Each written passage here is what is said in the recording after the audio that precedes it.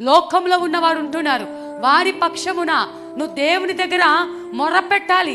అయ్యా, నీ ప్రియురాలయ్యా, ఒకప్పుడు నీతో బ్రతికిన కుమార్తె అయ్యా, ఒకప్పుడు నీలో ఎంత బలముగా స్తుతించిందయ్యా, పాటలు పాడిందయ్యా, పరిచర్య చేసిందయ్యా, కానుకలు ఇచ్చిందయ్యా. కానీ ఇప్పుడు లేదా భక్తి, ఇప్పుడు నీకు దూరం అయిపోయింది, లోకంలో కలిసిపోయింది, సుఖాన్ని ప్రేమించింది, సౌఖ్యంగా బ్రతకటం ఆరంభించింది, నిశ్చింతగా ఉండటం మొదలుపెట్టింది. నాకేములే అనుకుంది.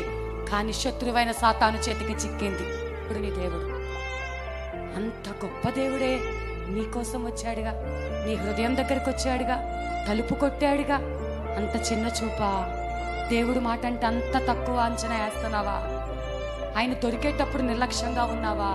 ఆయన దొరికేటప్పుడు నిద్రపోతూ ఉన్నావా? అప్పుడు సుఖంగా కోరుకుంటున్నావా? అప్పుడు లోకాన్ని ప్రేమిస్తూ ఉన్నావా? సమయం దాటిపోయిందో జాగ్రత్త. నువ్వెంత వెతికి గగ్గోలు పెట్టినా ఆయన నీకు దొరకడు. దొరికిన కాలంలోనే ఆయన పాదాలు పట్టుకొని మొర్ర పెట్టడం నేర్చుకో. ఆయన పాదాలు పెట్టుకొని, అయ్యా, నువ్విచ్చిన రక్షణ